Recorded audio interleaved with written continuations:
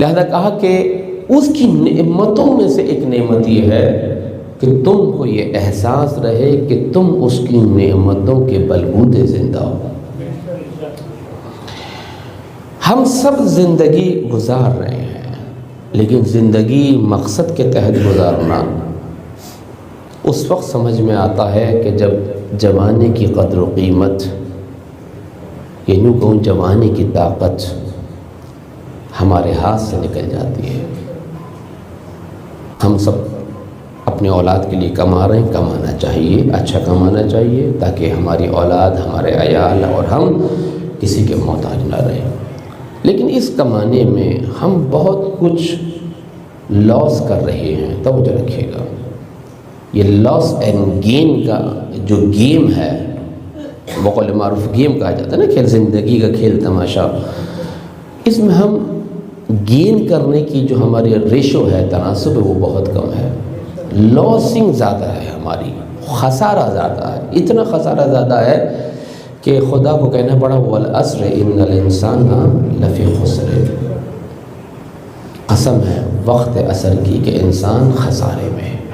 یہ کون سا خسارہ ہے؟ یعنی تم زندگی میں اتنا مدہوش ہو گئے، اتنے گم ہو گئے، اتنے ڈوب گئے کہ تمہارا اصل سرمایہ ہی تمہارے ہاتھ سے چلا گیا۔ وہ اصل سرمایہ کیا ہے؟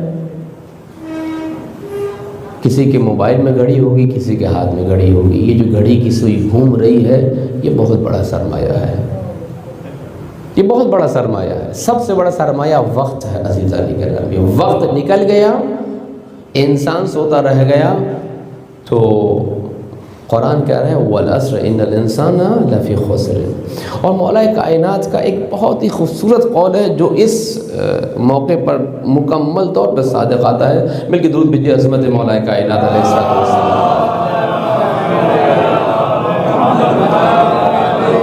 ہمارے استاد محترم مولانا سید آقا جعفر نقوی صاحب اعلی اللہ مقامہ ونور اللہ مرقدہ الشریف وَأَعْلَى اللَّهُ دَرَجَتَهُ، یقیناً حضرات جانتے ہوں گے، آقا شریعت کا نام بھی آپ نے سنا ہوگا، بہت سے افراد نے ان کے شاگرد رشید معتمد خاص سے، انہوں نے ایک حدیث مجھے لکھ کے دی، حدیث لکھ کے دی تھی، آج تک میری نگاہوں کے سامنے ان کی تحریر بھی موجود ہے، اس کی تصویر بھی موجود ہے، ان کی صدا بھی موجود ہے میری یادداشت میں، اور اس کا مفہوم بھی۔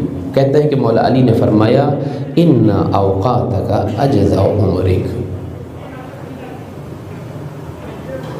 اگر اس حدیث کا مفہوم ذہن میں رہ جائے، گھر جا کر تھوڑی دیر کے لیے ایک درخواست ہے چھوٹی سی برادرانہ، اس گھڑی کی سوئی کو دیکھیے گا اور مولا کی اس حدیث کو یاد کیجیے گا کہ علی نے اس وقت ممبر سلون پہ بیٹھ کر آج کے انسان کی حقیقت کو بتا دیا ہے۔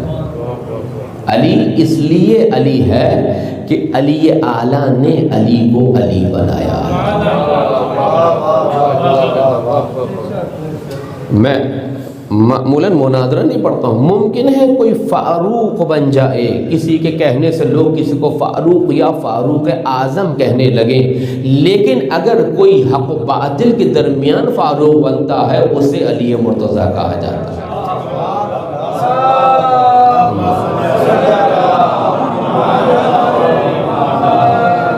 اگر کوئی فاروق بنے گا، حق و اعظم بن جائے، عظیم بن جائے، کوئی مسئلہ نہیں ہے، آپ کی مرضی جس کو چاہیں گے، لیکن جو حق و باطل کے درمیان فاروق قرار پاتا ہے اسی علی مرتضیٰ کہتے ہیں۔ کیوں؟ علی کو علی اعلیٰ نے علی بنایا ہے، تو وہ ممبر پر بیٹھ کر آسمانوں کی خبریں دے رہا ہے کہ سلونی سلونی قبل ان تفقدونی، مجھ سے پوچھو قبل اس کے کہ میں تمہارے درمیان سے اٹھ جاؤں، میں زمین سے زیادہ آسمان کے راستوں کو جاننے والا ہوں۔ یہ ہے علی مولا۔ 1400 برس پہلے مولا نے آج کے انسان کی سائنس بالکل کھول کے سامنے رکھتی ہے، بالکل اس کا جو اندر کا ڈیزائن ہے وہ کھول کے سامنے رکھتی ہے کہ انسان کا میکینزم کیا ہے۔ ان اوقاتک اجزاء عمرک فلا تفنت الا فیما تنجی، تین حصے ہیں، ان اوقاتک اجزاء عمرک فلا تفنت الا فیما تنجی۔ یہ گھڑی کو دیکھ کر اگر آپ اس حدیث کا مفہوم ذہن میں رکھیں گے، لطف آئے گا آپ کو۔ یہ جو گھڑی کی سوئی ٹک ٹک کر رہی ہے، گھوم رہی ہے کلاک وائز، لیفٹ سے رائٹ کی طرف گھوم رہی ہے، یہ کیا ہے؟ یہ تمہاری زندگی کا حصہ ہے۔ دیکھیں کتنا دقیق انسان گلی محلے میں کرکٹ کھیلتا ہے، ریسلنگ کھیلتا ہے، مختلف کام کرتا ہے، کوئی مسئلہ نہیں ہے اپنے سے بڑے سے چھوٹے سے. لیکن جب انسان ورلڈ چیمپئن کے لیے کوالیفائی کرتا ہے تو اس کا ویٹ ہوتا ہے، اتنے ویٹ کے لحاظ سے آپ وزن اٹھائیں گے، اتنے ویٹ کے لحاظ سے آپ کی ریسلنگ ہوگی.